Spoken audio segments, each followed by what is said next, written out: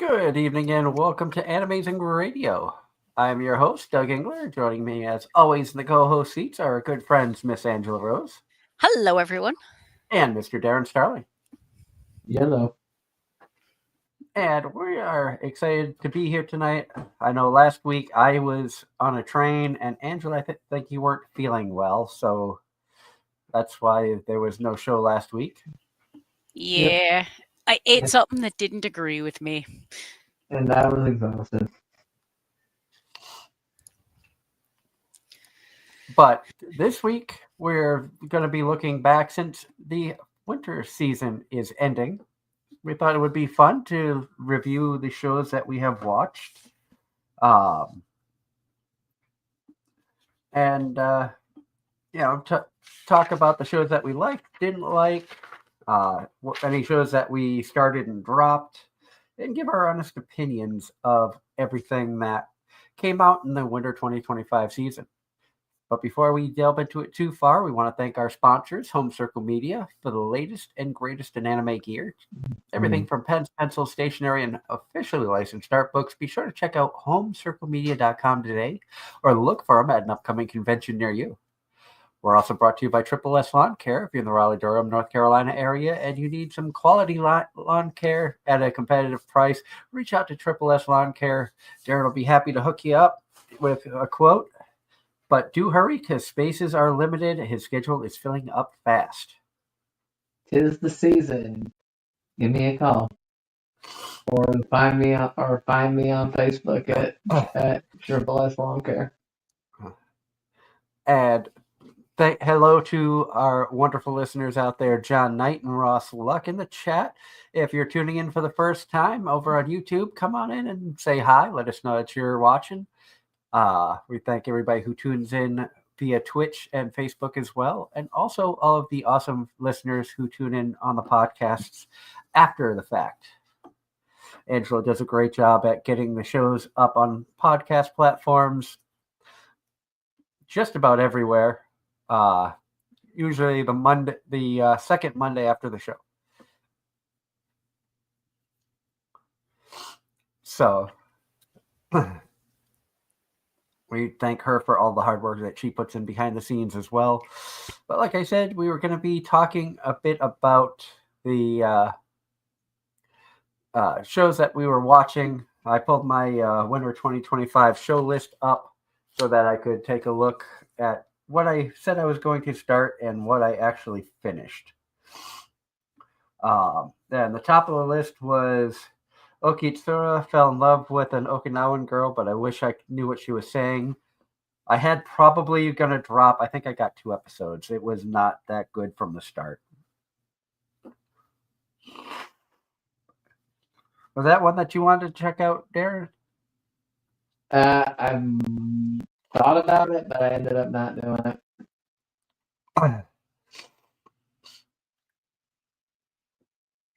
Ross in the chat said he did a double anime marathon this week because he wanted to finish the series and not much to watch this week. Just finished Hayate season 1 and 2 as one show. Now the series is over. And the other show, Digimon Universe, Oply Monsters. I think Digimon was that up to your category, Darren, or was that Angela? That was Angela. I was Pokemon. That's more my husband than me. I've not watched all the old stuff. I've seen a couple of the newer shows and enjoyed them, but I've not watched this one that Ross is talking about. And what's one of the shows that you were watching, Darren? I know you said you were going to try to catch up on some of them today when you had the chance. The 2 I failed to catch up on was Crush at Work that one, Crush at Work, and then the other one was Kurio Madaka's Impervious to My Charms. You know, that one was actually better than I thought it was going to be. I did finish it. And it got greenlit for second season, right? which is good because there's things that never happened in the first season that it needed a second season to continue. I don't want to give away anything because you said you're behind on it. So Yep, I'm on episode 5 or 6. If that goes to show you how behind I am. yeah, so I'm not gonna spoil anything. I will try to be spoiler free. And John Knight in the chat says he finally finished the Zenshu dub and it was a great isekai anime. Animation was amazing, characters were fun, and the story was very well done. And on all of that, I'm 100% going to agree, but I have not seen the last episode. It's the one show left that we didn't get to this morning. Fail. So I'm actually looking forward to see how they end it.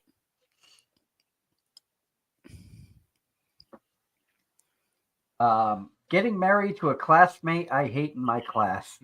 I know that was one that you were watching, Darren. What was your opinion on that one? I liked it.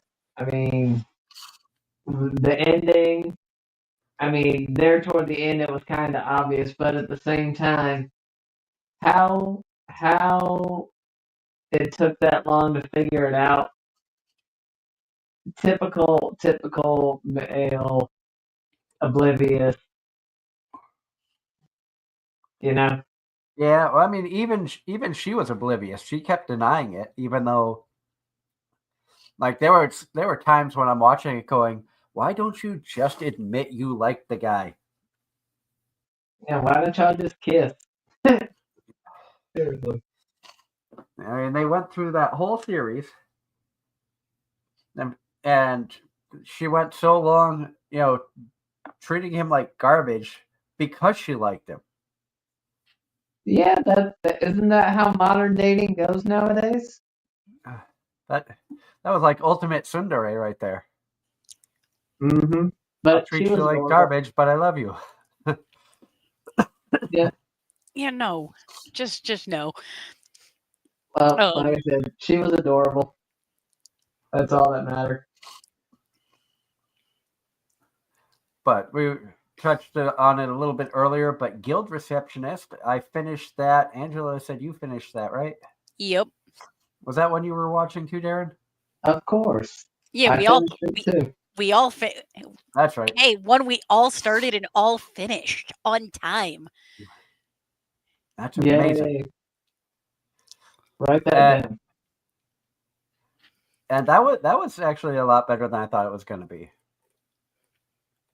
I liked it. I agree, Doug. I figured it was going to be entertaining. I actually enjoyed it more than I thought I would. I kind of had thought that was going to fall into, even though it wasn't isekai, I thought it was going to be similar to isekai trash with because guild, fantasy world, dungeons, things like that. I figured it was going to fall into all the tropes and be annoying about it, but it wasn't. No, it actually had some touching moments, and I was excited to see how the story played out. The bad guy kind of became predictable towards the end, but I was very happy with how the outcome was of it. Agreed. Well, the problem was we never saw the origin, the original. They always put puppets to deal with everything, and then right as they're about to get revealed, something happens. So you never found out the true villain. That's why they need to have a season 2.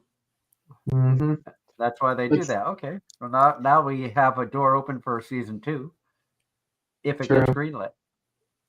But I think most everyone that works should watch this series, if nothing else, to relate to how she feels about work, if nothing else. Yep. Yeah, because any working adult can understand and feel the pain of overtime. Mm-hmm. Yep. Especially when it's excessive. Mm-hmm. And avoidable. Yep. And Ross in the But chat says High Dive is now available on TV like LG and Samsung platforms. And yeah, we've got some commentary in the chat. Ross also said Hayate subtitles were too fast, and I laughed a couple, but started losing interest. They rebooted the series in the second season.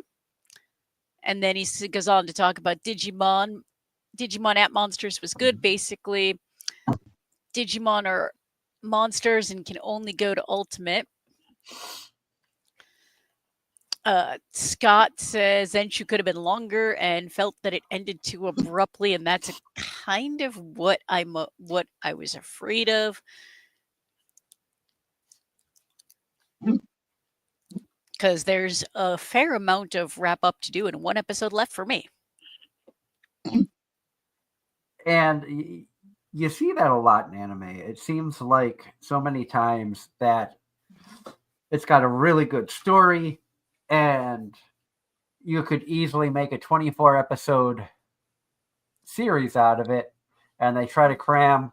It's like a steady start through the first 3 to 6 episodes, and then they try to cram 18 episodes worth of information in the last 4. Yep. Darling in the Franxx was like that. What are you doing at the end of the world? Are you busy? Will you save us? Was like that. Correct me if I'm wrong, but wasn't Zenshu an anime original, so there was no source material to follow? Let me check that. Hold on. Because I have my anime list open. I'm pretty sure that was an anime original. Ross says Toilet Bound Hanako-kun has been announced for a 3rd season coming in July. And yes, you are correct. It was an original from Mappa. And just like Frank, Darling in the Franxx. And Medalist Season 2 officially announced, says John Knight.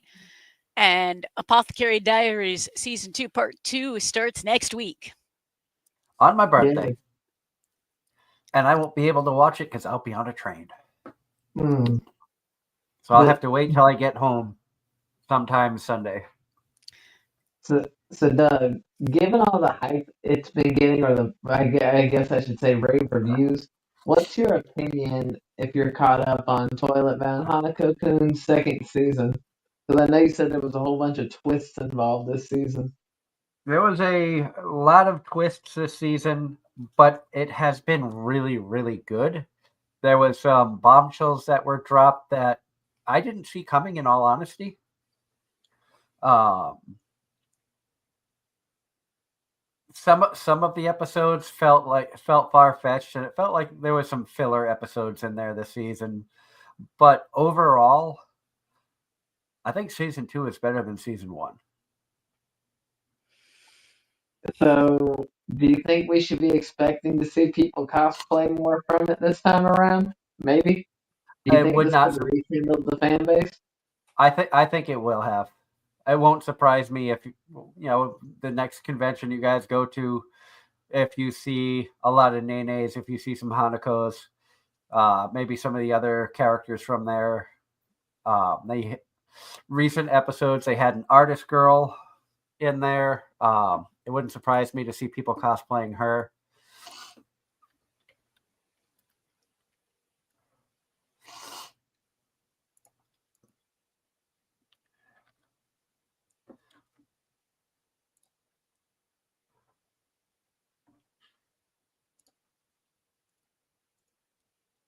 Let's see if I can find a picture of her.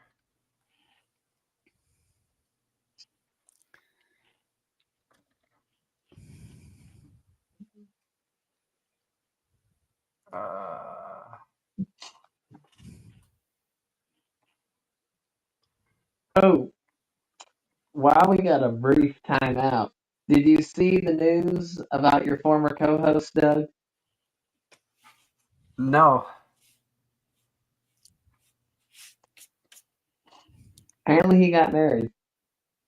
Brandon? Yeah. Oh, congratulations to him. I forget what the artist's name was.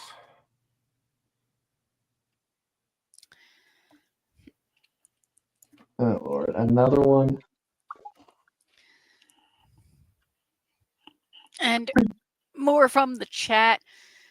John Knight says he's watching Psychopaths dub on Blu-ray on episode 19. Psychopaths is one of my absolute favorites, John. I really hope you enjoy it. You know, it's kind of funny. Giga put out a video recently regarding his favorite moments in anime, Mhm. and Psychopaths was one of the episodes he picked. I cannot find a picture of her, so And then And also in that same video, he actually picked two shows I'd watched, which was shocking to me.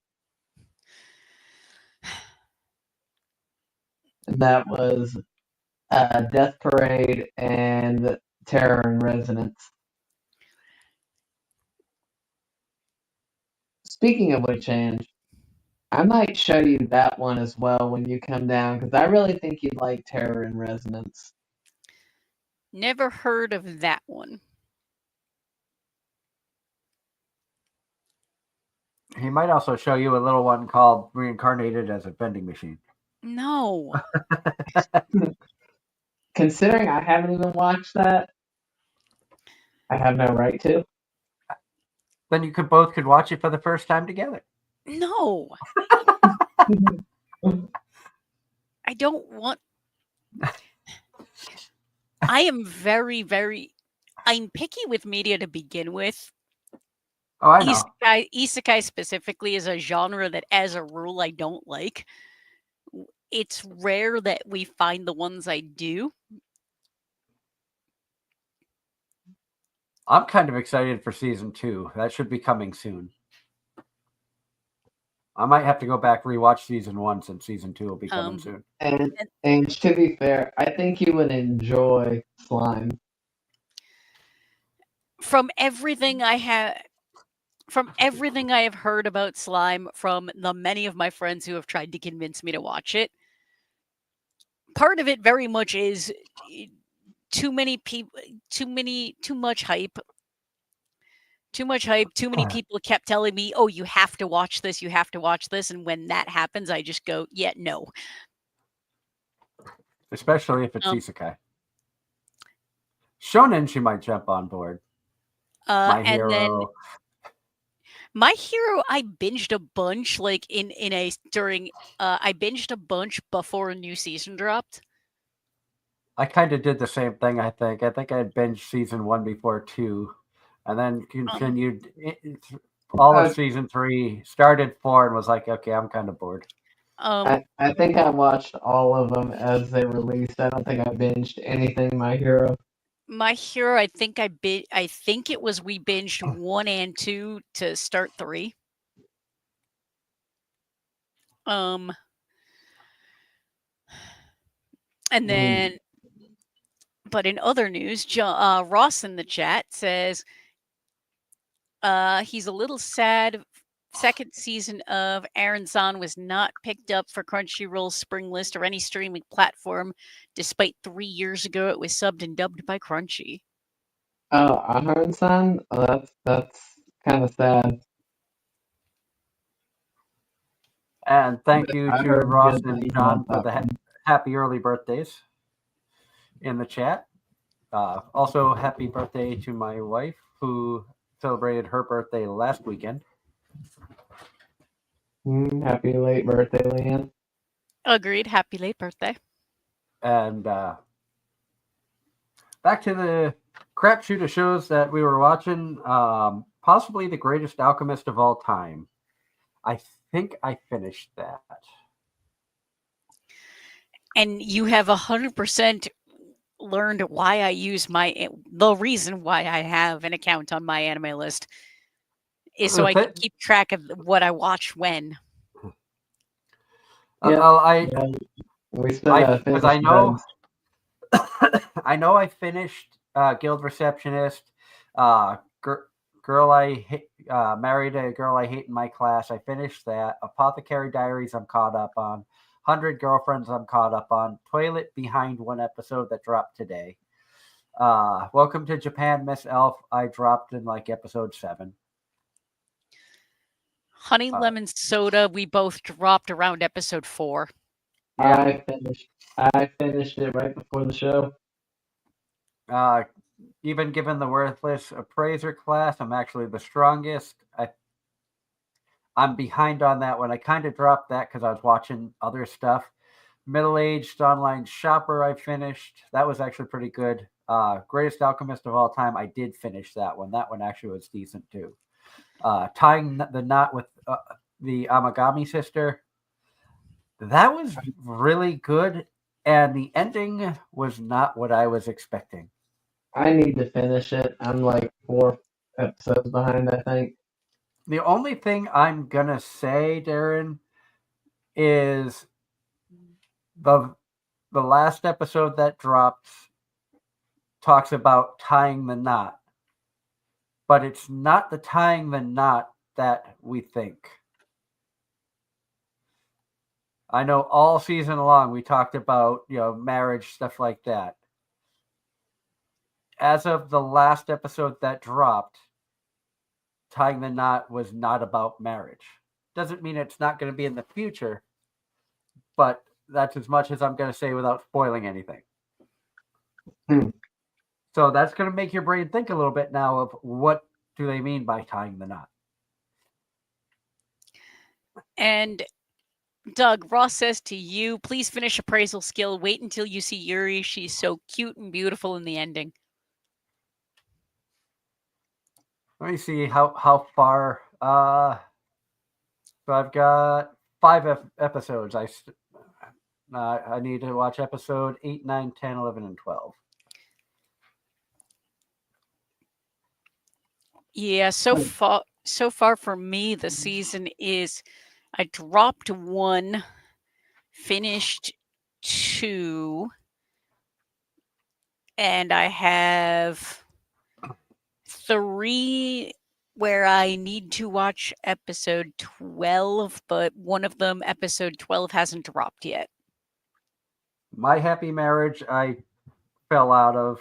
I kind of lost interest in. Honey Lemon Soda, we all were like, nope, we're done except for Darren. Yeah, because I finished it. Yeah, my Happy Marriage. My Happy Marriage. I've watched through episode 11. The other one I finished was The Elf Girl's Cat is Secretly an S-ranked Monster. Ooh. There's a reason that was ranked number 2 on that list you shared with us, Angela. I agree for the ranking of that because it wasn't good. And one of the I had the one on that worst list that I'm watching was Dr. Detective, and I agreed as much as I actually do agree to a point with some of their commentary, but I think they're being also a little harsh. It's not good per se, but I'm really enjoying it.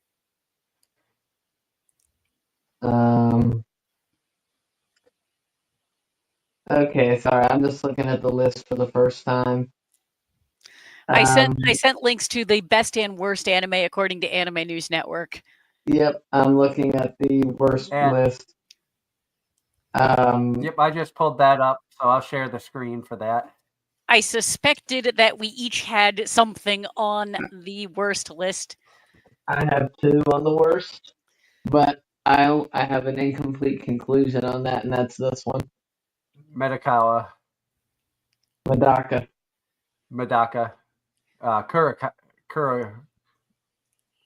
Kuroiwa. I said that it was kind of entertaining, but at the same time, some of the stuff was annoying. Agreed. I mean, it kind of, to an extent, I know I'm dating myself here, and I shouldn't be talking because I didn't finish the anime. But she kind of had Yamada vibes from Yamada's first time in terms of going over the top. Wouldn't you say, Doug? It, especially off the start, yeah.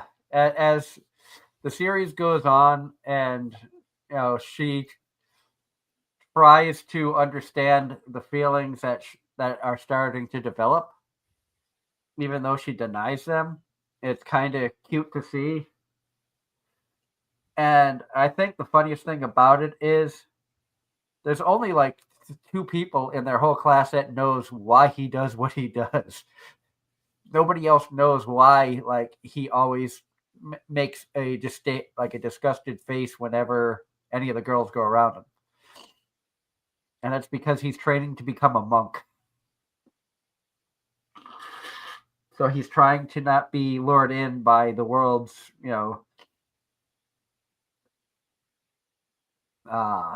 what's the word there? Uh, what they deem impurities. Hmm. Number 7 on the list, Grisaya Phantom Trigger.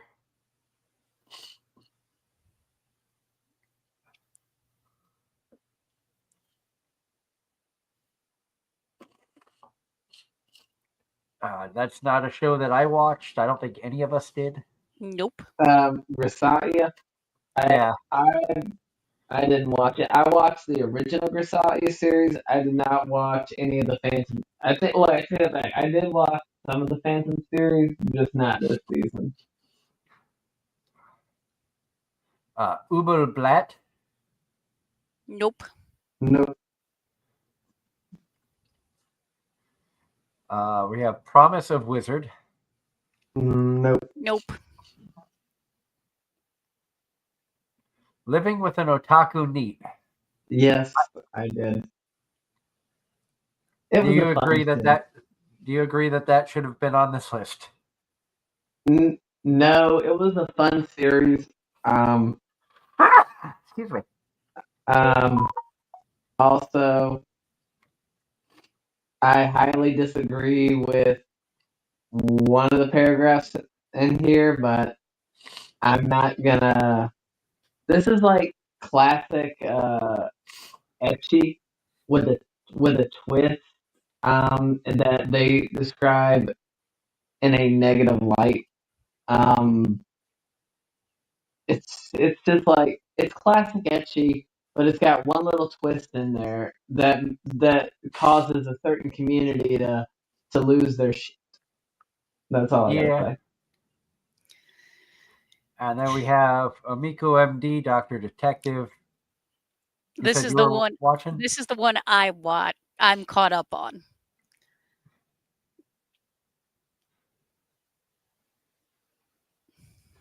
So do you feel like that should have been on the list?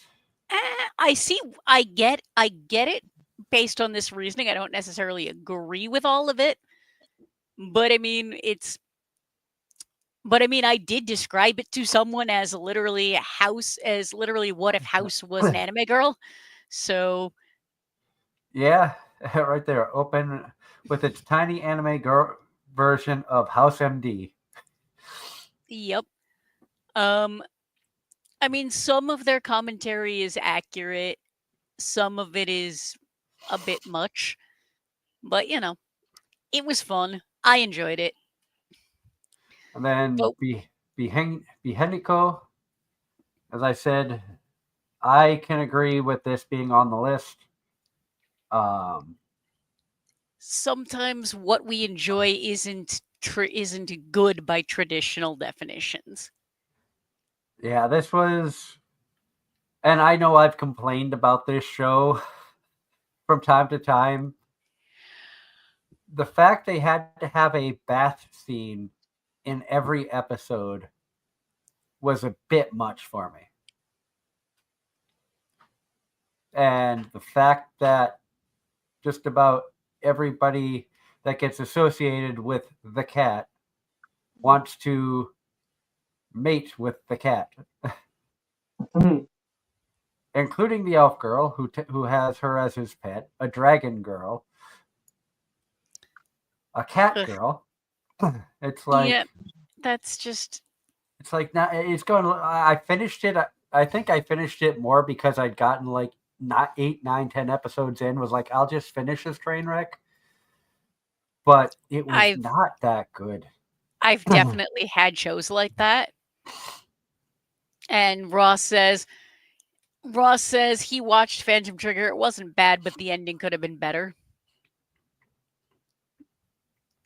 And then number 1 on the list was Momentary Lily. Not seen it. Let me guess. That was a Studio Gohans. Yes. Yeah. Gohans owns the animation. Yeah, Gohans has a very negative reputation when producing shows. The only success out of Gohans is one of my favorite, which is Setaka Yako and Nomo. And they did a really good job with that one, but other than that, like it's like every show they produce just gets a bad rap. Be it the animation or the storytelling's weak or because they're the one that did the Clockwork Doug. Oh, they did Clockwork Planet? Yeah. Yeah, just close this and open up the other link. So I'll close that out and we'll grab the other link. If you want to do the what they love is the best. And while you're pulling that up, Ross in the chat gives us something off topic. Looney Tunes is dead and no more after Warner Brothers removed it from Max streaming service and tear down its former building in order to work on other new projects. That's kind of sad. I know that Having there grown was up with Warner Brothers. there is a Looney Tunes movie that they sold the rights that the movie's pretty much they shelved it and then now they sold the rights to it and I forget what studio has the rights now. But it's a little small studio.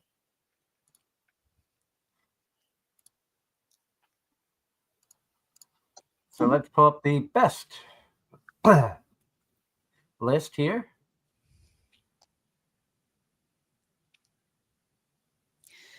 Because if I remember correctly, at a glance, we've all got at least one in this as well. Yeah, and to touch on Elf Girl, Ross has a comment there saying there was no need to bring the mom in the last couple of episodes and make her ridiculously oversized, more so than the main elf character. But and which he's referring to the chest. But the mothers are almost always larger than the children. It's a common trope in almost every ecchi anime out there. Yeah.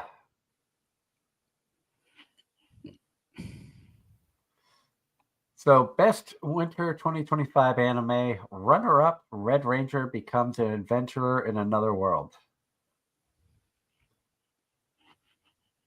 That was not something that was even on my radar.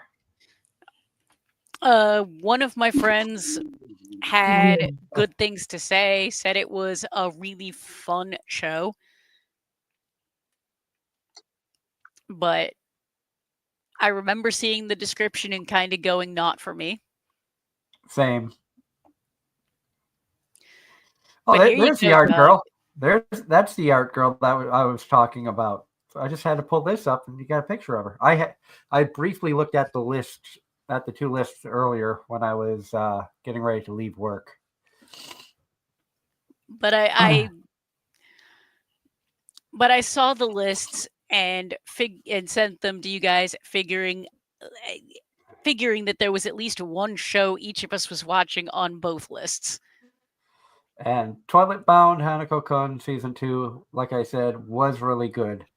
The fact that they gave this character like a 3 or 4 episode arc, I feel like she's got a lot more to do with what's going on and probably see more of her in Season 3.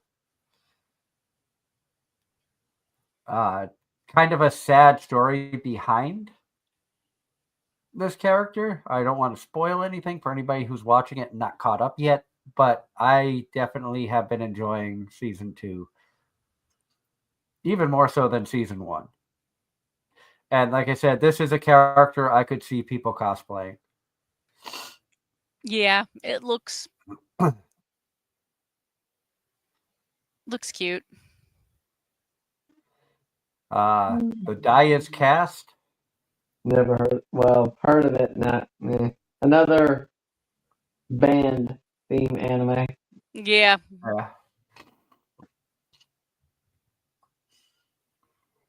Same. ReZero. Can that just? I need to catch up because I heard it's gotten considerably more action packed than season 2. Kind of like Slime was a whole bunch of meetings, and then they went back to the action.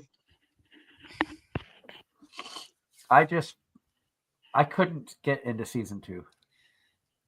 I think this is one of those. By the time someone told me it was worth the watch, there was just way too much, and I was like, nope, not doing this because there's just too much. Well, the first episode was an hour, and I think it fit 3 episodes into the first episode.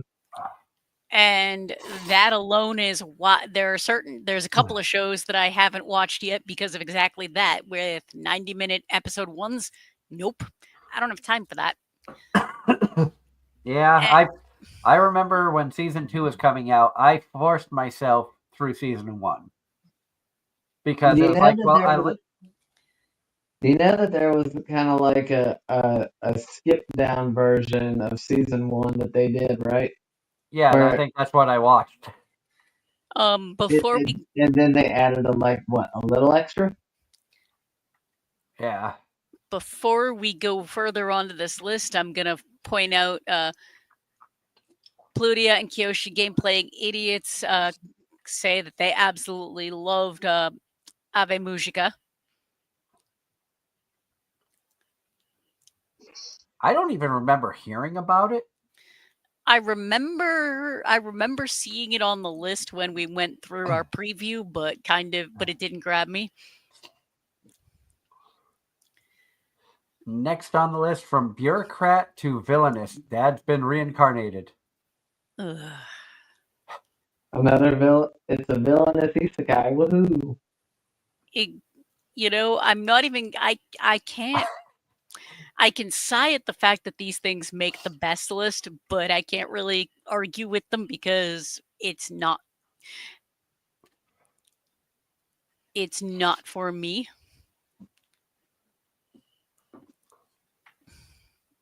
And I haven't watched a villainous anime in a while. Yeah. And I think this is about ReZero. I could be wrong on Ross's comment. Gave up after season 1, never interested in the series. They took too long with the Confession of Rem, and season 2 didn't come out for a few more years, so he lost interest. The romance in ReZero is hardly the focal point in this series. I would say his affection for Amelia is about the only romance you're really going to see.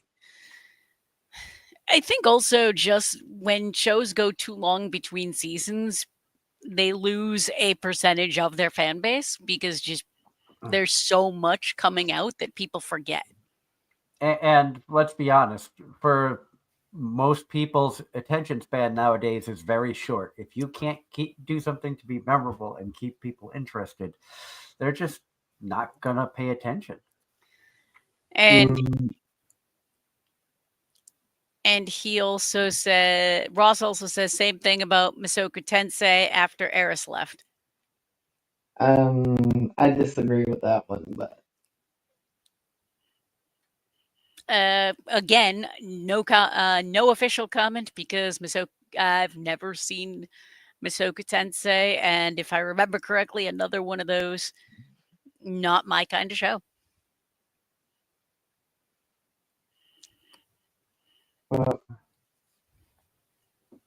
But it could be wrong. And Ross, we'll have to test that theory one day. I was saying good night to Evie, so I don't know if you caught said we're talking about Ross's comment in the chat. He's saying the same thing about Mishoku Tensei after Aries left. Funny thing about that is my wife and I were actually talking about that, about how main character there married Sylphie and then hooked up with Roxy. But Eris was the one that took his virginity. So it's interesting to know that like the three main females of the show he has hooked up with. And what's going to happen when she returns to find out he got married and has a second? Is she going to be the third? Or is it going to start a war? I'd spoil it for you, but I think you already know the answer. He gets a harem. Oh, God. But on the bright side, Doug, it doesn't expand beyond that. Continuing with the best of list, number 6 says Flower and Asura. I have not heard of this one. Same.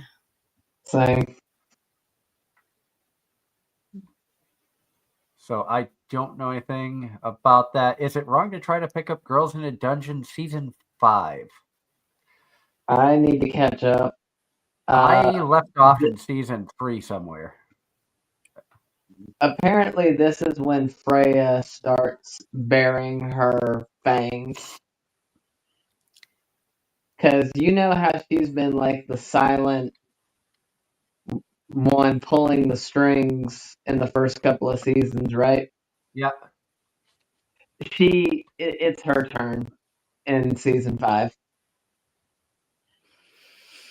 Yeah, this was another one that's just not for me. And Ross in the chat says this comment is for Angela. The release date for the psychological thriller Black Phone 2 is October. Cool. Excuse me. I will have to make a note of that. October 17th. And is it more the title that scared you off, or is it what's come out about it since it aired? The I will admit the title alone just kind of made me cringe. And then when I read the description and it just kind of fell in the not for me. Didn't grab me. Yeah, thank you, Joe.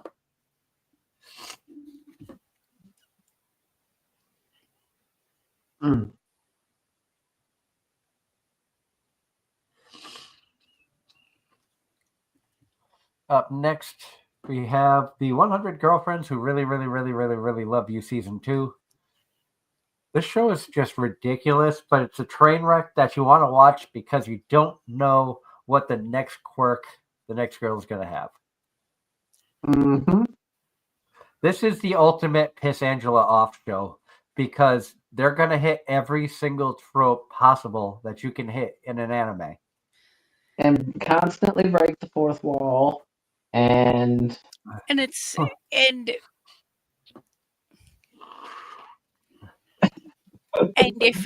you know what? I think this is one of those shows that that I just, from listening to you two talk about it, I recognize that the humor is just not for me. There's a lot of stuff about the show that is not for you. Mm-hmm. Knowing what you like, knowing the shows you like, and knowing how. But there are certain aspects of it that if I didn't know that, I'd probably give this a shot. But. And there are shows that like we tease each other on, like, you know, Vending Machine. This is not a show I would even tease you on because it's like, if I'm being honest, I think you would find some enjoyment in Vending Machine. I don't think you'd find any enjoyment in this one. And subsequently, just listening to you two talk about this one every week, I can see why it's on this list, and no arguments from me about it being on the list. Just, yeah. I just love how they didn't even flinch at the copyright infringements on this last episode. Don't spoil too much, Darren, because John Knight has 2 more dub episodes left of 100 Girlfriends, so he's 2 episodes behind. I'm not gonna spoil it. I'm just saying how they got away. The last series to get away with this kind of stuff, I think, was Gintama.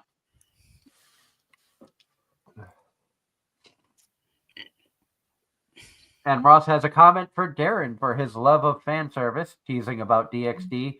The short series before pandemic, The Armor Shop for Ladies and Gentlemen Blu-ray will be released on Crunchyroll May 19th. Short series before pandemic. Huh? The Armor Shop for Ladies and Gentlemen. I've never even heard of that show. Never heard of it. So when I think Armor Shop for Ladies, I think Bikini Warriors, and I immediately am like, no, I hated that series. Up next, we have Dragon Ball Daima. Okay, even though I didn't even watch this one, basically, this was Toriyama's final work that he had laid out before he passed, and it basically tied all the existing Dragon Ball universes together. It tied in GT as canon after all these years. I will say that right there was shocking. I will say, with this one, I've heard Dragon Ball, again, not my jam. Never got into the franchise as a whole. I've Same. heard nothing but good things about this one. And subsequently, this is another one. Based on how much I've heard about it and Toriyama, it belongs on this list, and I ain't gonna argue that. Well, I mean, there's a reason that the Dragon Ball franchise is still around. Just because it might not be in my wheelhouse or Angela's wheelhouse, it has to be a good anime for people to still love it. And just because it's one of the just because it's a really good, well-made show does not mean it's for everybody. Yep. You know, it's actually kind of funny. I saw a video earlier today that one of the and it kind of got back into the history of anime as a whole. So the author of Astro Boy, why can't I remember his name? Osama Teketsu or something along those lines. Anyway, he is considered the godfather of anime. Do you know what his inspiration for anime actually was? No. What? He went back and forth with Disney. Interesting. And do you know what he said was one of the? Do you know what he based Astro Boy off of? And this surprised me. So, do you know which one of Disney's cartoons he based it off of? Mostly due to the size of the eyes, and also just how expressive the show was. Not a clue. What? Betty Boop.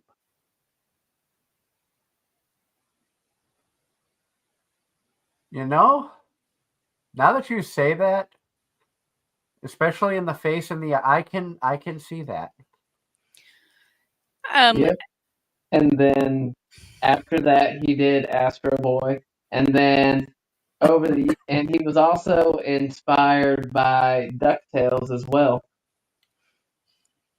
And I mean, and then that inspired his interest, and that inspired Toriyama's interest into developing the Dragon Ball franchise. That's what kind of got him into anime and becoming a manga artist in the first place.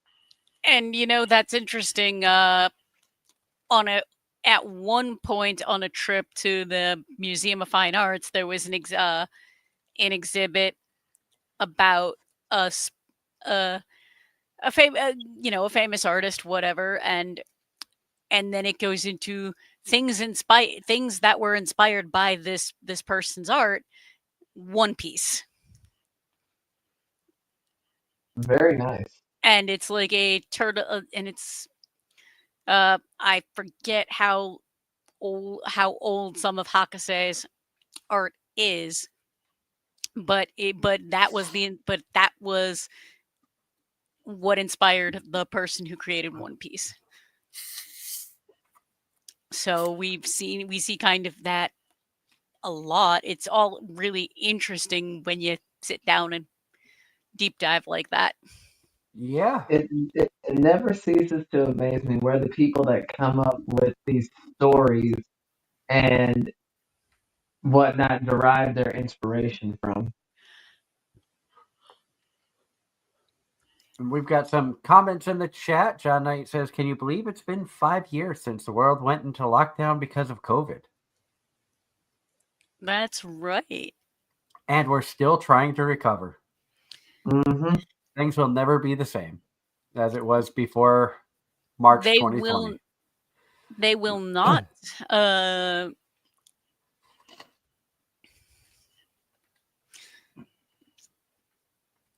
And then Ross for another off-topic question for everybody this time. Who watched and liked Ben 10 back in the day? Never seen I it. only ever saw clips. I never watched it. I don't even know if I've heard of that one. I've You heard haven't of it. heard of Ben? You haven't heard of Ben 10? Not off the top of my head. Basically, he has a little device that if he gets a sample, I think it's a sample of DNA from any species, he can transform into that species. And there's like a whole alien verse as a result, or a whole bunch of aliens in the universe. They basically said that he could solo almost an entire anime verse for the simple fact all he had to do was take on that verse's most powerful being's form or something or another. And the complete collection series will be released May 13th, says Ross. And Plutia and Kyoshi, Game Playing Idiots, say that they're a huge Ben 10 fan. Getting back to our list, because I think there's still like 2. Yeah, number 2 is y'all's Apothecary Diaries. Honestly, I feel like this should have been number 1, but that's just my bias. I think it might have been the best anime of the season for me. I 100% will agree with that. I don't remember what number 1 is, but you watched it, Angela. Oh. Zenchu. Yep. And you know what? I will actually disagree with that order. Zenchu was, don't get me wrong, Zenchu was really good. And apparently the ending is going, apparently it was really good. I thought Apothecary Diaries was just better. Apothecary Diaries is so good. I recommended it to my mom to watch when it starts on Netflix April 1st. It's funny. She said that she would look into it. So I went out today with a friend, and she mentioned Apothecary Diaries, and she basically binged season 1, missed out on the fact that season 2 dropped completely. And she's like, "Oh my god, I have to catch up." So that is everything for the lists there. And I think we have touched on literally every show I watched any of this season. I think there was one other show I watched this season. I had one more on my watch list that I just never touched. Where is it?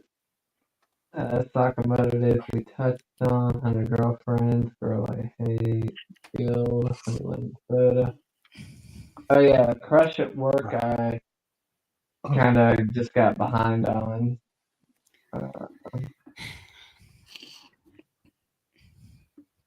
Yeah, no, we touched on everything I watched. Yeah. But yeah, as it stands right now, I have a couple to finish. We dropped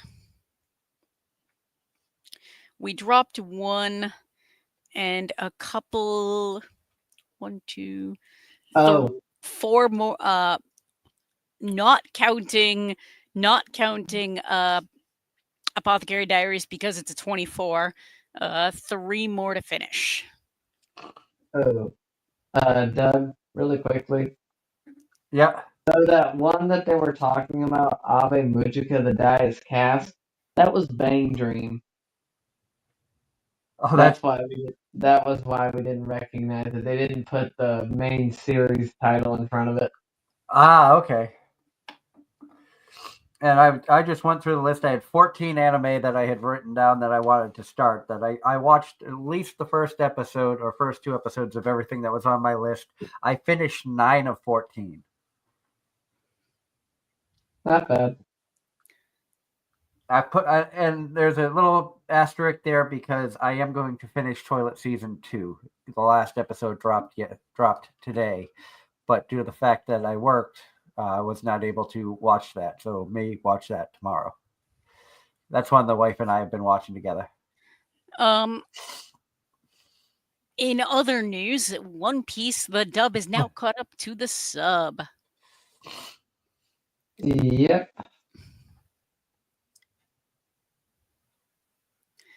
And Ross says he dropped Escape from Princess Lessons from the beginning of the season. Comedy was dry, romance was one-sided on the male side. He couldn't watch. That happened. I mean, yeah. I'm trying. Like, My Happy Marriage was good, but there was just something about it that I just lost interest. You know, for me, it's more of for me, season 2 was good, but I think this would have been better. It would have been better as a binge as opposed to a week to week. Yeah. Because I ended up binging the first half of season 1. I binged a chunk of it, and then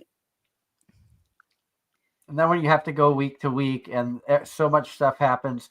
Plus, like with me watching 14 anime, I would sit down and be like, okay, I know I'm watching this show, but I don't remember a damn thing about it. yeah. So I think that's why I dropped a few, because I was like, I can't keep up because it's just, I don't remember much about it every week.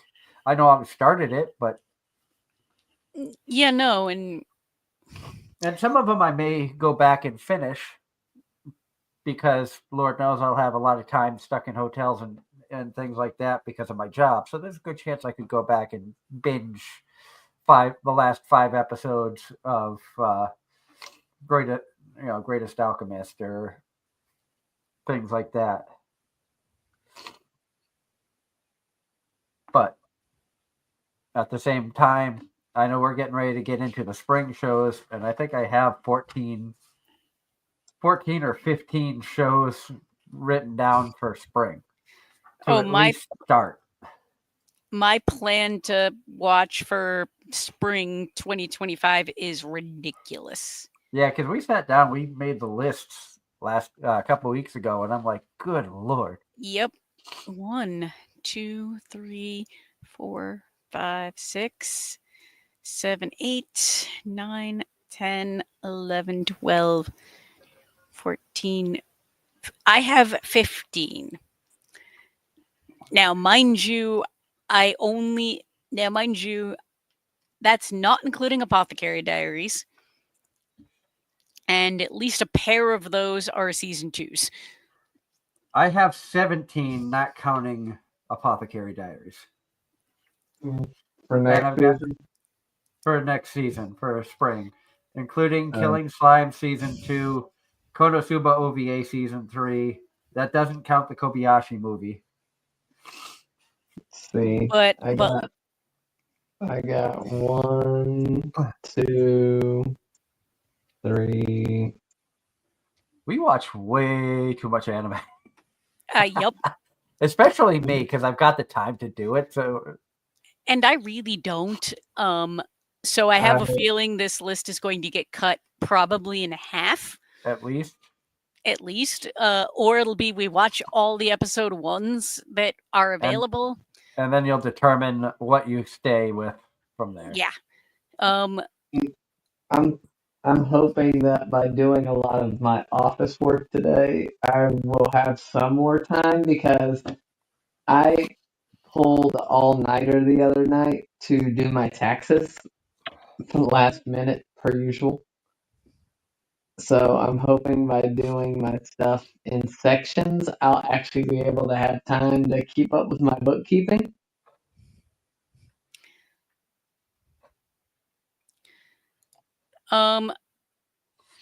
To kind of address Ross's comment, Vigilante is a side story.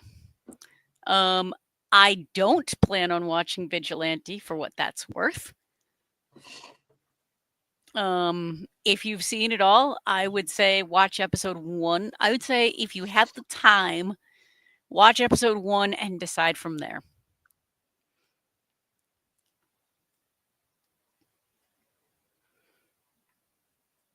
But I do not have time, and my watch list is ridiculous. Same.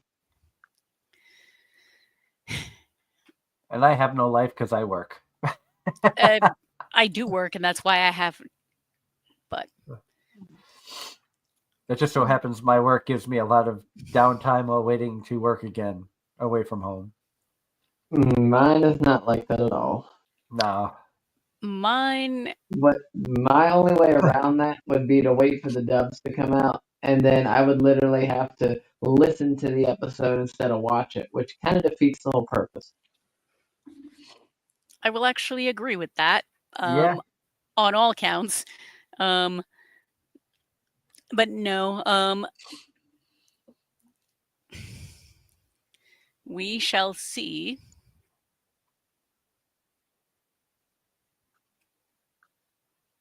Shall see what happens. Doug, on the convention side of things, just because it came up in conversation recently, were you planning on going to Colossal Con, Ohio? Ohio? Colossal Con, Ohio, no. Colossal Con East, we want to try to make at least a day out of it because it is only an hour away from us. Yeah, I ask just because one of my friends is making a point of going. That's cool. And I'm like, you're significantly closer to Sandusky than we are. Yes. If I had the time that I used to have when I worked for the Ford dealership, I probably would think about it. But I don't have the time off like I used to, and getting time off is difficult. Especially where I don't have a ton of seniority or a ton of time that I can take. If I had the 5 weeks vacation like some of the 20-year veterans, then I would be like, oh, well, I could probably plan for this con and this con and this con and expand out into other states and things of that nature. But unfortunately, only having been marked up for a little over a year, I'm not the bottom man, but I'm far from the top. Oh, and so remember how I said I was kind of competing for time off during Anime-Zing? Yeah. That has all changed. We had a major management shakeup out of nowhere right after I did that, so guess who I'm no longer competing with? The person that was trying to take that week vacation? Bingo. So that's either going to be a vacation week now, or, I mean, I'm going to be off regardless, but if I get a vacation week, then that means I'm going to have a lot more free time in general. Then that and they changed my flight again. Oh Lord. So I'm getting in basically midday Midday Thursday or Friday? Thursday. All right. Well, I'm normally off Thursday, so it shouldn't even matter. No, I don't. I'm leaving here allegedly. I'm landing at 3 p.m. Okay. Now I do have one question for you. Yes, Are you gonna try and visit your friend before you come to my house, or is that to be decided? that is to be determined. I might just message her with this is when I'm going to be in your neck of the woods. Want to meet up for dinner or something while I'm here. Okay. And I'm actually looking forward to doing a convention that is not in the Northeast. And I Yep. will one day be looking forward to a convention that is in the Northeast. And we have more chat commentary. John Knight says yesterday he and his dad went to Hobbytown and they got Gundam figures. Gundam figures are becoming more and more popular, You can find Gundam figures in Target. which is weird to me. You know, the fact that you're starting to be able to find figures in general in more places says something. Agreed. Barnes and Noble, when I was in there on Friday, actually had anime figures, including a few Nendroids. That caught me off guard. I haven't been in Barnes and Noble in a while.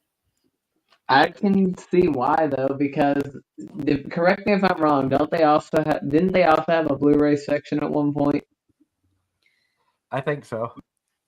And it would make sense. Anime is becoming more and more mainstream. Windbreaker season 2, yep, that's on my list, John. But going back to more comments, Ross says he's skipping Dark Elf, not able to watch Haran-san because Crunchyroll not adding it, not able to watch Kakushite Makina-san because it's on a new streaming service he's never heard of. Ross, don't let that stop you. I'm seeing 6 shows, also not watching I'm an Evil Boss of a Galactic Empire. Mainly not Dark Elf because it's not because of short form, but only has 4 volumes, just like Vending Machine. And John Knight says 2 more episodes of Guild Receptionist dubbed to go. So fun. Again, really satisfying ending. And it kind of makes like I know Angela rolls her eyes when I do this, but it makes you ponder best girl because Alina from Receptionist can be up there. Mama can be up there. I know Angela didn't watch Classmate I Hate, but the main girl in that could be up there. I would argue that you can't compare Alina to Mao Mao. Well, No. it all depends on how you view best girl. Do you view it as waifu or do you view it as like best female character in their series? And you cannot compare Alina to Mao Mao. Just no. And apparently this week, Fire Force Season 3 is starting, so Darren, you need to catch up, says John Knight. I lost all interest in Fire Force, honestly. Same. I don't even think I got through Season 1. I got through Season 1, and that was it. I mean, I get it's connected to Soul Eater, but it just did not hit the same Soul Eater did. I'm sorry. And Windbreaker Season 2 starts this week. And that one, yeah, that is one I watched. And we are going to watch Season 2.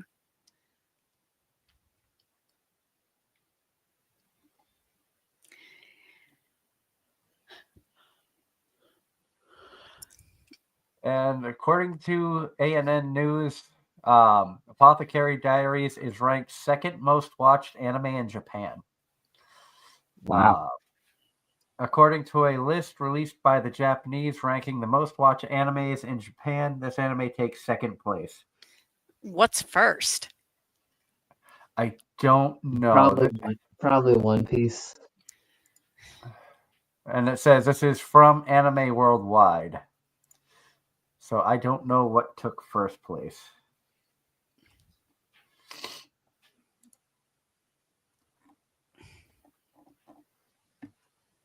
It's amazing to me, these animes that come from other countries. Well, these companies decide to adapt stuff from other countries, turn them into anime, and how wildly popular they become. Solo Leveling, Korean manhwa, and this and Apothecary Diaries was Chinese Um, a, novel. a really good. There was a Korean webcomic that became a Crunchyroll original anime a couple of years back. The God of High School. I was about to say either God of High School or Tower of God. God of High School. That was so well done.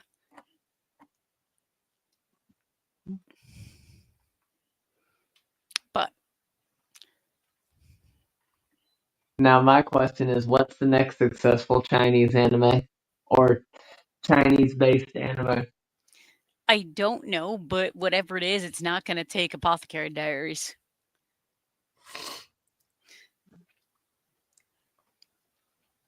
Because Apothecary Diaries just is, it hits all the sweet spots, just enough historical fiction, enough mystery fantasy, a little bit of romance, and just really awesome character development and really good world descriptions.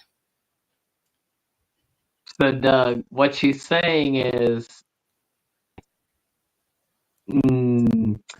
she'd probably be open to High School DxD based on her description of this because they share quite a few things in that regard. Said I would watch. I said I was willing to watch, at least give DxD a try. I also said the fan service would probably annoy me. Yeah, I was just trying to see what Doug had to say about that. Because she's basically describing. Wouldn't you think, sir?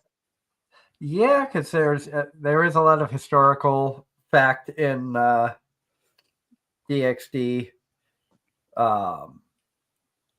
But the difference between Apothecary Diaries and DxD is the fan service aspect. I know.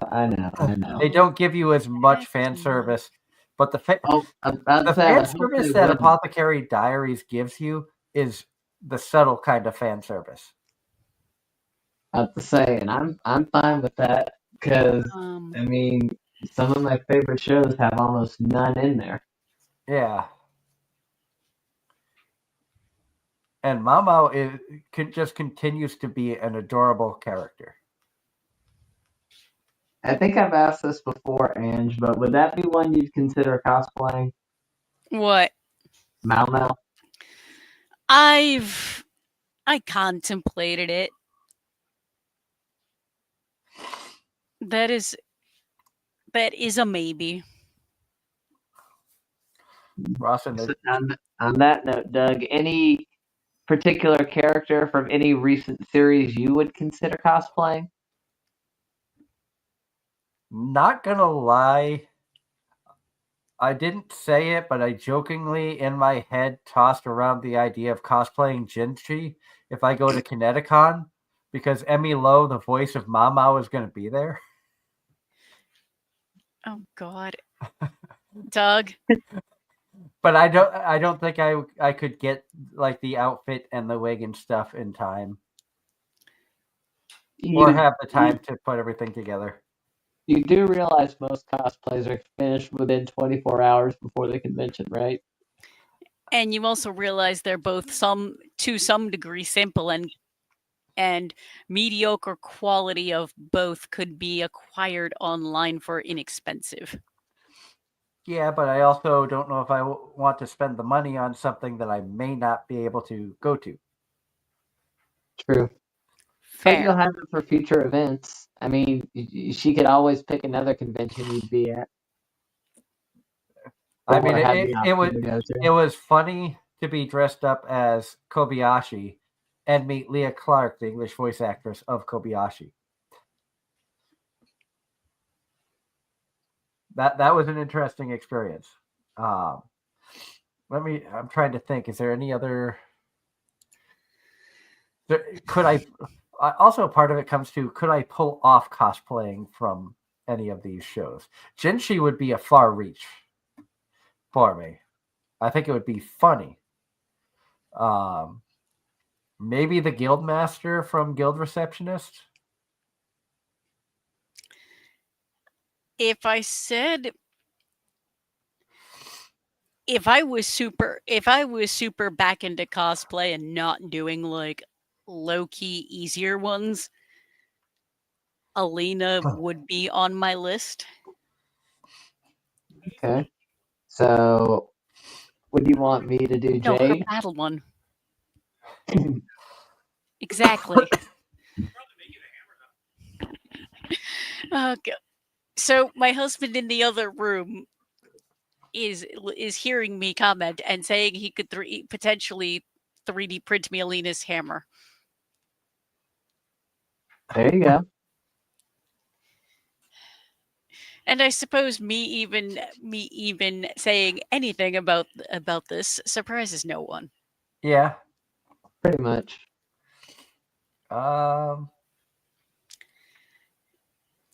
Let's see. Headhunted. No, I couldn't see any cosplaying in there. Madaka, no. Amagi sister, maybe. I could probably get the daily life of a middle-aged online shopper. That's just kind of a basic one. I would just need the wig. There's not much to his outfit. But that's the problem with some of these shows is like the main male characters, they just wear like basic clothes. They don't have a specific outfit like a lot of the female characters have. Ross says you could cosplay either Rentaro or Tama. You can be Rentaro, but then you'd have to find 100 girls to follow him around. Good God. That would be funny, though, to be dressed up as Rentaro and just see what happens at a convention. Rentaro, I wonder how many girls would actually come up. That's actually not a bad idea. That's how Darren finds a girlfriend. He cosplays Rentaro and actually finds somebody that he falls in love with. Weird things have happened. I wouldn't put it past. But which of the 100 would it be, though? Does it matter? Not really. What matters is you find the one. He would find the foodie. The foodie? Honestly, out of the girls so far, I would say my favorite is Kusuri. Her adult form, obviously. But I'd say second would actually be Mei. Mei, she's the one that hides, right? Yeah, she's the one that crochets all the time. And we've got commentary about cosplay from Plutia and Kyoshi. Cosplay. They ordered Teto cosplay because they want a chance to cosplay that character this year. And then further down, I do want to do a Silver Wolf cosplay while girlfriend cosplays Herta. And Ross says, all I need is thick eyebrows to be Rentaro. That's funny. I will say hysterical. No, I will say, on that note of on that note, because of cosplay is how I met my husband. Cosplay is how I met my wife too, because she had made 2 full fursuits of a Mewtwo and an Umbreon at a convention for her ex-husband and brother, and we started talking because of it.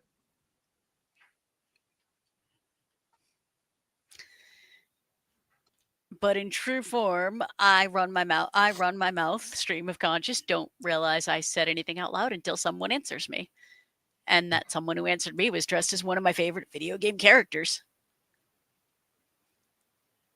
You know, Doug, given how he's the main reason you hear the word Rentaro, I almost forgot about the other From Final Rentaro. Fantasy X? Yeah.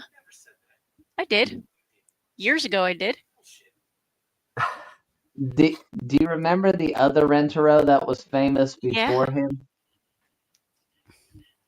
No. Do you remember Black Bullet? Or is that one you skipped? I did not see Black Bullet. Oh. And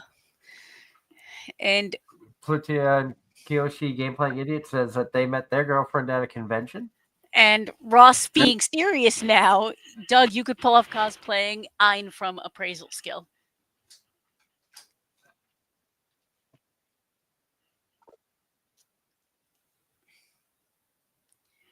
And I could see now if I was going to cosplay Rentaro from 100 Girlfriends, Angela would have to cosplay as a tsundere from the show. Oh, Kanade? Yeah, Kanade. Kanade. Why? I thought she would be cosplaying as a foodie. She's tsundere also. Why are you making me a tsundere? Would you rather be the tomboy who likes to get her butt beat with a bat? She likes the abuse because it turns her on. No. Would you rather be the one that let's see, is it Mimi? Where she's always beautiful and talking about her beauty? No. Oh, I know. The perfect one for Angela could be the bookworm, the one that only speaks through phone. Yeah, and if you ever hear her speak, it's a miracle. Okay, you're getting closer. What about Hahari? The mom? Yeah. Wait, what about who? Hahari, the mom, the literal mom. That's more accurate. Not this mom. The daughter was the daughter and the tsundere girl, Hakari, were the first 2 girls, and later on in season 1, he goes to I think the daughter's name was Hahari. He had Hahari and Hakari. Hakari's the daughter. Hahari's the mother. Okay, so Hakari, Hahari forces Hakari to basically locks her in a room. So Rentaro goes to rescue her. That's when he meets the mom, and she falls in love with him. And it's valid only because Hakari's father, Hakari's husband, passed away previously, so it's a single mom ordeal. Kind of like Carol's mother. Didn't Carol's mother, didn't her dad pass away too, or did it really say, Doug? I don't remember. I don't remember. Well, now we're back to Ross being ridiculous. Doug likes to cosplay. Why not be Marin Kirigawa? No, he would have to be Gojo. I could never pull off that look. Let's be honest. I would look like a pregnant Marin Kirigawa. Granted, I have lost some weight. I'm not as big as I once was. I am down 20 pounds from last October, so. Yay. What about, let's say, if you're going to go that level of crazy, why not Rurisa from 2.5? Okay, you guys are going to have to help me out here. Ross says, I think Angela's more of a tomboy type. Not wrong. She likes sports, so I'm thinking she can be Iku Suto.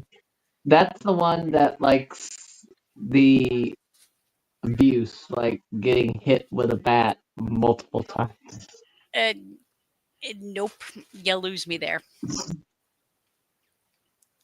Or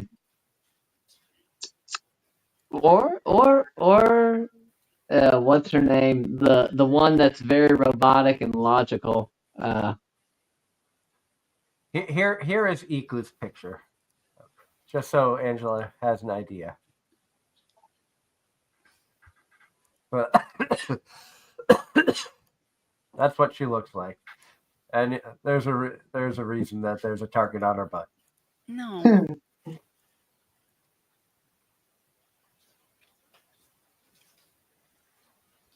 Is there another better?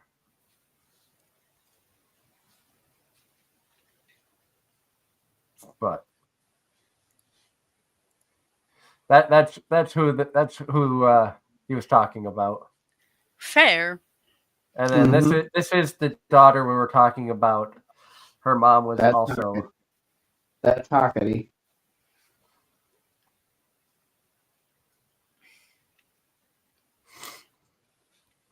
It's funny how you just have one random image and it throws a bunch of other ones in there that have nothing to do with the same thing. And Ross says, all they see is an anime girl and the color of her hair, so it tries to find other anime girls with similar hair color. Ross says, I was only talking because of sports. Why did you go rabbit hole? Ross, you should because know that's by what now we do. that we're going to do this That's anyway. what we do. That's the whole point of the show. And hello to Roberto in the background. Yes. Hello from the guys. He's waving hello. Is it going to be weird, Angela, that you and him are going to 2 separate conventions on the same weekend? Because I've seen him post about Anime Boston. Nope. Sorry, I've been making modifications to a new cosplay. He's been working on a cosplay and stuff is set up all over the place. Nothing wrong with that. Good. Rainbow Maid, Ross? I'm confused. Oh, the maid with rainbow eyes. Yeah, she always keeps her eyes shut, but when she does open them, they're unique. They might be some of the most interesting eyes in anime history. Very much so. I cannot think of any other character. Still talking about 100 Girlfriends. Okay, we're still on 100 Girlfriends. Yes, we are. He's only in the show so far. He's only got 11. Some of the last lines of the anime was only 89 more to go. Which means this is going to keep going until he gets 100. Yeah, the manga has what? We're up to the 40s or 50s at this point. And does he have does our male make a choice? No, but here's what happened. So he previously had asked out 100 different girls, and this was made. He was rejected every single time. Well, the reason being is the god of love or whatever, whenever he was doing his thing, he accidentally screwed something up. So he ended up said, every person's supposed to have one soulmate. I accidentally put in too many zeros and gave you 100 soulmates. And basically he says that if you do not have a relationship with them or reject them, they will die. Alrighty then. And this is a picture of the maid with eyes open. Okay. Like I said, the most unique eyes, I think, in anime. I will actually agree with that statement. Because I cannot think of another. Like, you see many anime characters that have 2 different colored eyes, but not multiple colors in one eye. No. And I don't know how you would... I don't know how you would cosplay that. Nope. You'd have to walk around with your eyes closed the whole time. Oh my Not that gosh, that'd I be do much not different from a understand. fursuiter in some cases, it seems like. But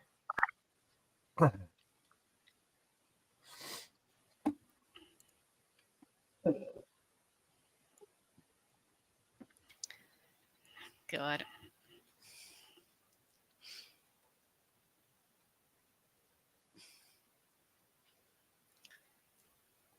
and this picture here shows you the tsundere girl as well that we were talking about. Just so Angela has an idea when we're talking about some of these characters. The blonde with the green tie in her hair. The pink hair is the daughter.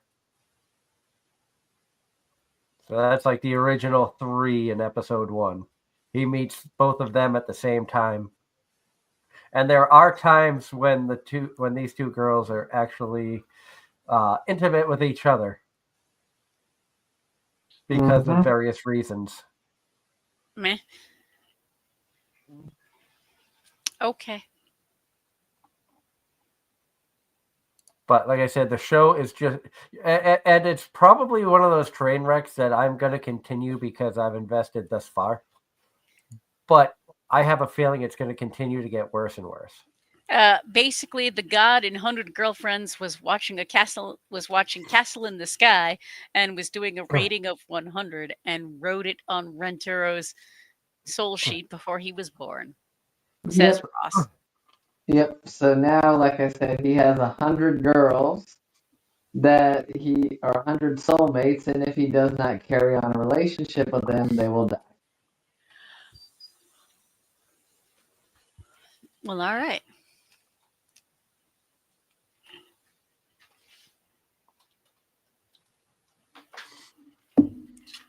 Yeah. Another corny premise, only in anime. Yep. And this also, I think, officially marks the largest harem in anime. It doesn't surprise me. Agreed. Because I think previously one of the bigger harems was Rito's. If I remember correctly. I don't know. And yeah, we rabbit holed this one pretty bad. Yeah. What about you, Darren? Was there any characters who have come out recently that you would be interested in cosplaying? The Rentaro one isn't a bad idea, honestly. I will say I'm planning on bringing a very low-key cosplay with me, and it is not a current character. Well, that's good. And I don't know, Doug. She's I'm going to trying to cosplay really as think of- Nightmare from Konosuba. No. Or Darkness from Konosuba. I was about to say Nightmare was Date Alive. Yeah, Nightmare was Date Alive. Although I could see Ange dressing like that. I could. She could 3D print the guns. But would they be allowed in a convention? Yes.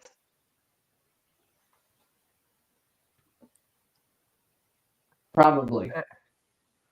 As long as it's 3D printed and it goes through prop check, you probably could get away with it. I say this as conventions are getting stricter about what kind of about the props. I think Kurumi could get away with it because of the various ones she has. They resemble real guns to an extent, but nowhere near enough to mistake the two.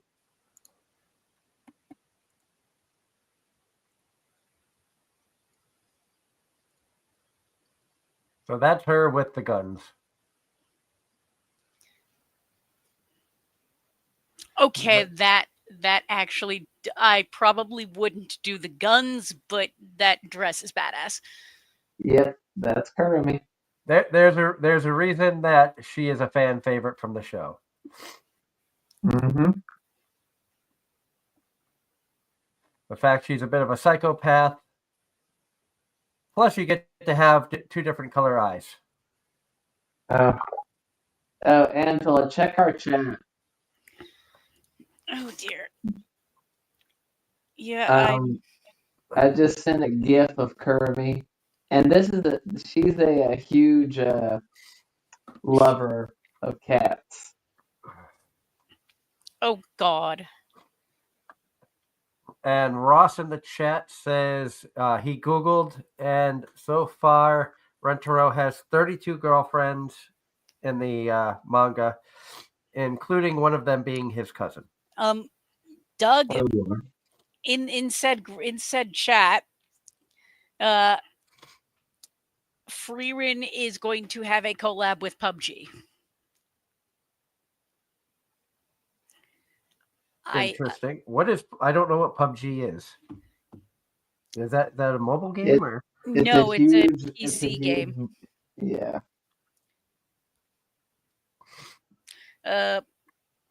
It doesn't surprise me because of how much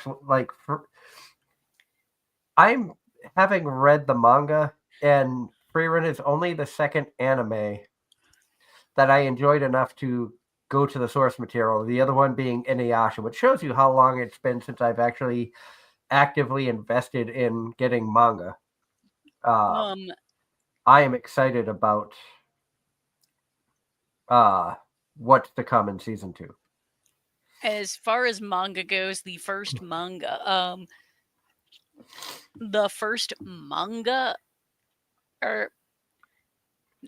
I never really originally got into manga, but I'm currently working my way through Black Clover because the anime had too many episodes and it felt overwhelming. And I would not be surprised if it's like any other shonen, takes way too long to resolve like a major plot point. Or like some of the older shonen, just a bunch of needless filler. Yeah. But the manga's actually a lot of fun. How far have you gotten now? I'm right around I'm not quite at chapter 200. Okay, events that have taken place? They're still battling the elves. Okay, so yep, I'm past that. So has Leaked made his appearance already? Licked? Yes. Which version? The original one, because he's the main elf behind the four.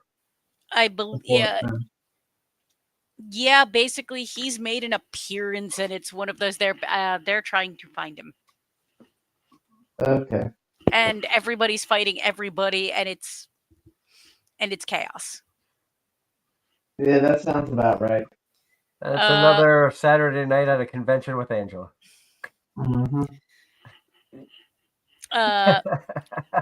I was about to say something, Doug, and then I remember, oh wait, that actually is 1 year at Anime Boston that did happen.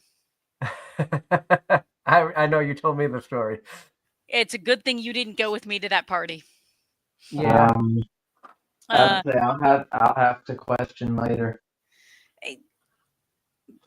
A room party got out of control, and I basically pulled the con mom. I ended up pulling the con mom bit, but it was also who do you think you are telling me what to do? I'm this person in the Discord server, and they're like, oh, and they basically did the whole submit and put me in charge of the room. Oh, so basically me showing up to the front of the house and be like, oh, I'm the manager here. I'm the one that calls the shots, not y'all. Pretty much. Because is it bad that the other day, and during the middle of a shift, the new store manager. I told you about the management shave. The new store manager came up and tried to assist me with my shift, and our area supervisor told him go stand outside, and basically it had me run everything.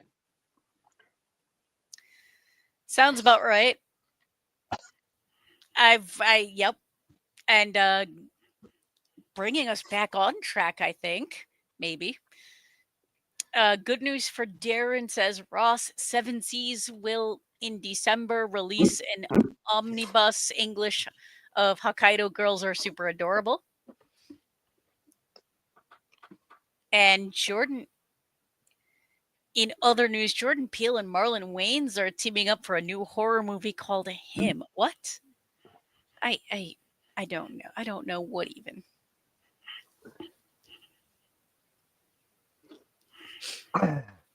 Ross, where do you find these some of this stuff? Mm-hmm. Ross is good at digging up information.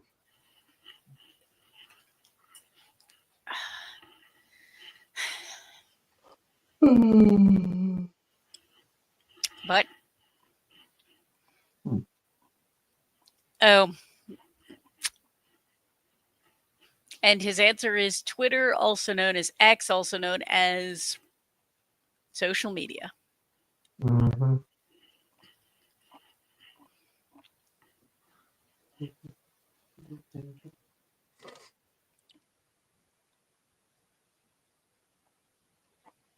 And in random news, other random news, out in Angela's way, the MBTA has finally started a train going from New Bedford and Fall River to Boston. After decades of talking about it. Yes, and it's already causing commute problems. Is it? Yes, according to one of my friends on Facebook. Oh Lord. Then again, I have, so if you're from Boston, the MBTA is a hot mess. If you're not from Greater Boston and you're from any other city in the country, almost, the MBTA is a much better rail system than than anything you know. And I ended up talking to people on a train going home from a concert, and one of them was in college in Boston and the other was visiting. And the visitor was so impressed with the MBTA, and I'm just like, oh, you have no idea.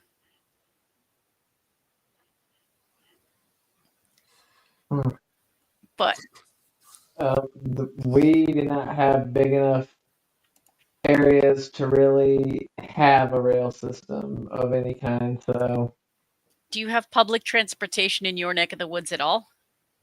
buses is it. Are they reliable? I don't know. I've never had to take them.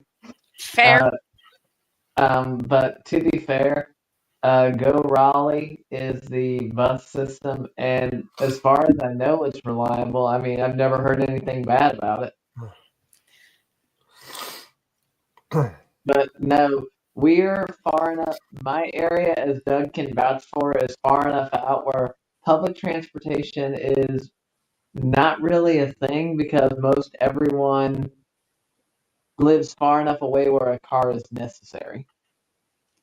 Hence why I rented a car for while I'm down there. Mm-hmm. Because Doug, you had to drive everywhere. And do you really remember, outside of bus stops, do you really remember being in an area that didn't require a vehicle?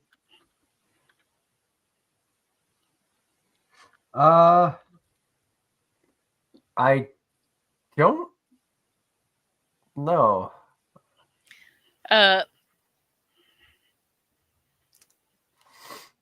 Now coming in summer, says Ross, there's an anime character that looks like him but without glasses. If Doug could pull up the character name Jen from the anime Solo Camping for Two.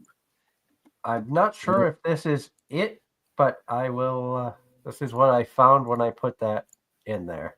Is this him? Summer?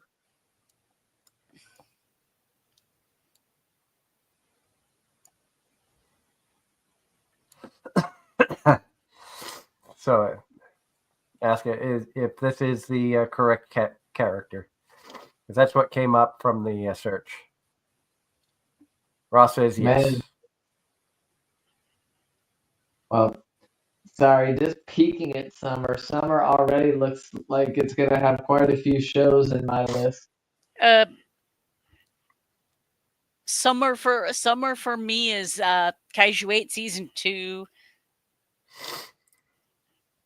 And I don't know what else. The Dress Up Darling too. Dress Up Darling 2, yep. Sakamoto Days 2, Part 2. Sakamoto Days.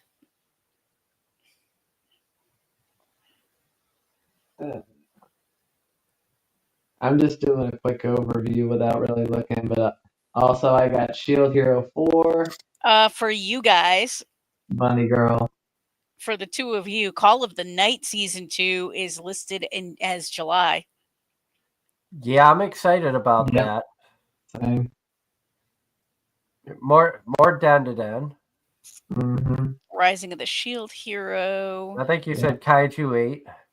Yeah. Yep. More Bunny Girl. Dress Up Darling. Dun dun dun. More Grand Blue. More Rent a Girlfriend, Doug. I dropped that in season 2. We're on season 4 now. Yeah, I don't care. Sakamoto Days. More care. Dr. Stone. I need to catch up on Dr. Stone. That was a really good series. Like, scientifically accurate, too. In convention news, if you're in the New England area and you can make it up to the Vermont Sci-Fi and Fantasy Expo, our friends from the Token with the Dead are going to be there as guests. I just saw that come across my Facebook page. So go up and say hi to the guys. They are awesome, awesome people. I miss a lot of our friends from the New England con scene. Haven't seen many of them in a couple of years. In fact, most of them I don't think I've seen since I moved from New York. Oh, I'm going to take this lovely moment to do a little bit of a shameless plug. I will not be at Anime Boston this year, but I did a show over on the Enchanted Sorcery Productions channel where I talked with Aaron Spencer about Anime Boston last year. The differences with press project. We went through the guest list for this year. And it was a fun time. And they're looking forward to going to Anime Boston this year for some of the guests. And they're curious how the press is going to be this year. I'll have to find out because this is the first time. And hopefully with us not going to AV as press this year, it doesn't hurt our chances for the future. Doubtful. I know sometimes shows can be finicky, but obviously every year situations change and our focuses change. And yep. And from the looks of it, the alternate plans that we were looking into, we may not do due to financial reasons and time restraints. Just with some other stuff that's going on, we want to be more financially responsible to make sure that we can have the money so that she can achieve her goal of being in a bodybuilding competition in October. So that is a high priority for funds. So Penhurst may be put on the back burner for now. Chance we could still go, but that's going to probably depend on time off, especially if I already have time off planned for Kineticon as a possibility and also Pop Cult as a possibility. Yep. Okay. So- So really quickly, speaking of guests, Anime-Zing has one American voice actor right now, and that is Christina Kelly. Are you familiar with her, Doug? I've heard the name.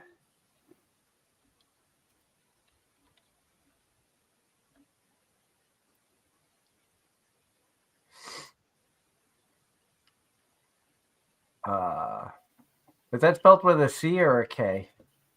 Okay. Okay. No, Christina. Christina's a C, and then Kelly's a K. All right.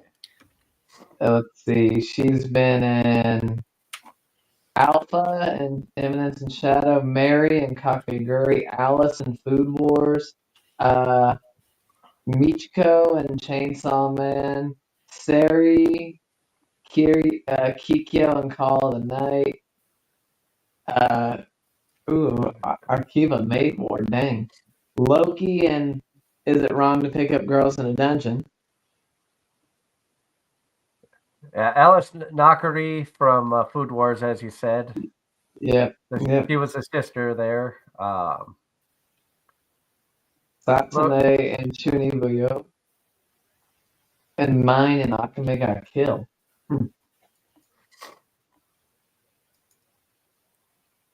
Pepperoni and Girls in Panzer. So I know some of her work, and it's a name that I know. Okay. In fact, I think I've seen her at conventions in the past. I think I have too. I don't remember. I just like how, as far as voice acting guest goes, we've got one English, and it looks like we've got 3 Japanese. Looking at the guest list, I am I'm gonna get a chance to meet. There's one of the cultural guests that I absolutely love because I follow his YouTube channel. Which one's that? Norm Nakamura, aka Tokyo Lens. Nice. And I think, was it you that was telling me you like Rakugo? Yes. Okay. Go down. Somata Hayashiya, he comes every year. That's his specialty. Oh, that's awesome. Because Akane Banashi is an anime or a manga that I really hope gets an anime at some point. But the anime is all about Rakugo, and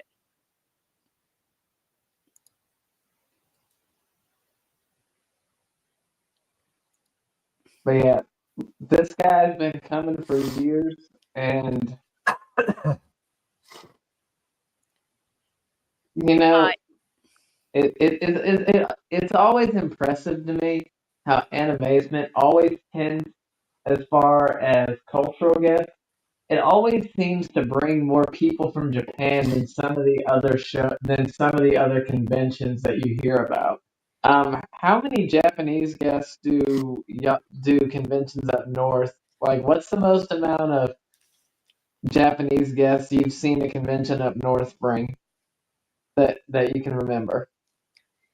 Anime Boston has a habit of usually bringing in quite a few Japanese guests.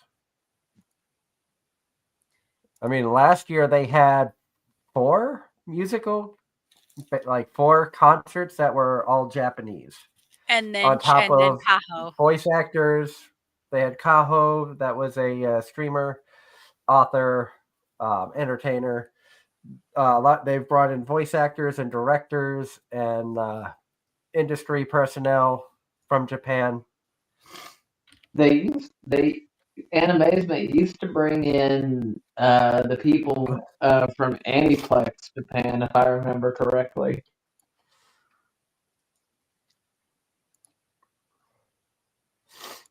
Yes, it was Aniplex. In fact, right now for Anime Boston, Japanese guests, Kana Inoue, voice actress, is one of the guests for Anime Boston this year. They have English voice guests include Dallas Reed, Inaris Quinones, AJ Beckles, Kaiji Tang, Jill Harris. Musical guests Blue and Count, Japanese band, and Riol musician.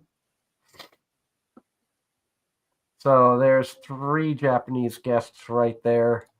Like we said, last year, Japanese guests, they had Yuki Watanabe, who is a producer, Yuya Hirose, voice actor, and Yukana, who is a voice actor.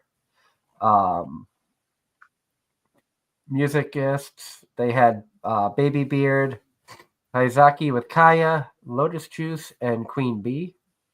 All Japanese bands or musicians. And they also had Raj Rayama or Ramaya. They also had a bunch of Hololive from last couple of years. They've had a bunch of Hololive guests in, and the Hololive are from all over, including they had one from Indonesia, one from Japan, and a few English ones. For the fans of VTubing. Thank you, Ross. Hopefully I can shake whatever. Like if I could just get rid of all the sinus issues that I've had for like the last 20 years, it'd be wonderful because my nose just never stops running.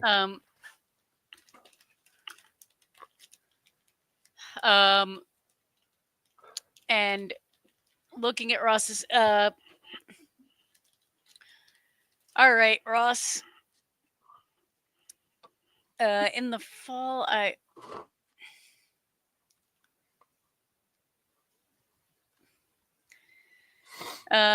to me, in the fall, I 100% Ross recommend will think you like watching May I Ask for One Final Thing? Is that an anime? I think so. I got sidetracked looking at the different things for Anime-Zing, and I'm super excited.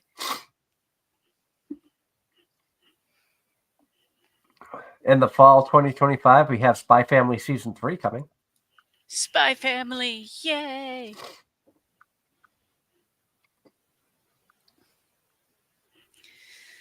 No, and I think this is the problem is we are at a point where everything gets announced too soon, that there's just so much. And Ross is saying the Comic-Con for a Comic-Con that he's in September, we have for guests Jodie Benson, aka Ariel from The Little Mermaid, Jeremy Lee, the girl who played Jenny in Harry Potter, and Allison Court, voice of Jubilee from X-Men and Big Comfy Couch Clown. Oh, wow. She grew up. Yeah. No different than what's his name from Blue's Clues. Yep.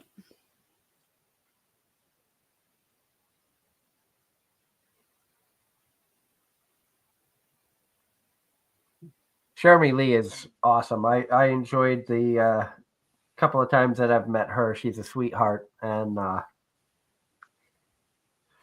still wish her the best of her career. I know that she's done some TV and some movies as well as the voice acting work. She was also the first voice actor I've ever interviewed, which we've heard that story before. I don't know if Scott ever sent you that. I think I have it somewhere. I think what you don't hear is me word vomit all over myself when she first comes on the line, though. Well, you know what? I was just so excited at the time. And doesn't next month mark the anniversary of AZR? Yeah, we are actually next Sunday. Holy crap. Is it our 11th anniversary already? Next Apparently. Sunday to the day is our 11-year anniversary. And January was God, you know what? Let's go back and look. My schedule has been so crazy that I didn't even realize that. Actually, Sounds what I about should right. do is this.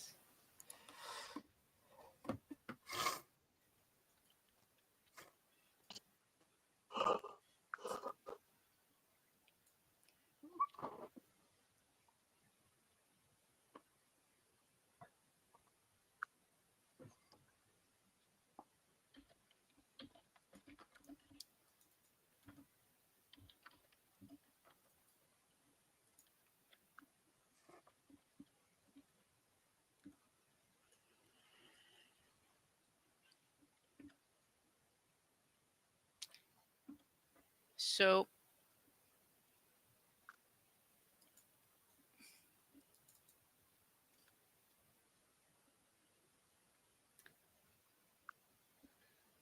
yeah, I don't remember. I don't remember the first show I did.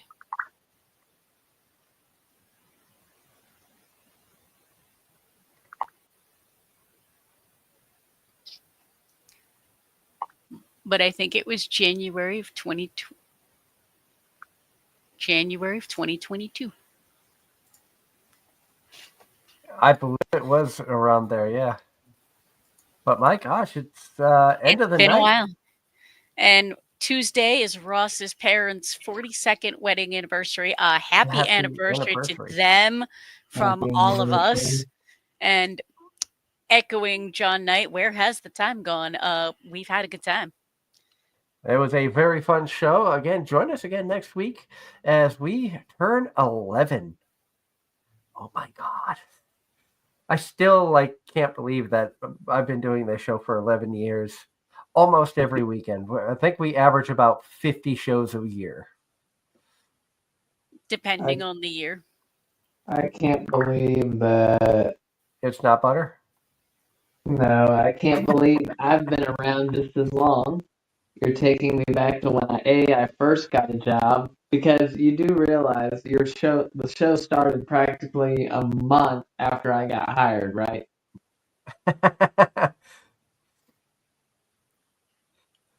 I think you have mentioned that before, yeah.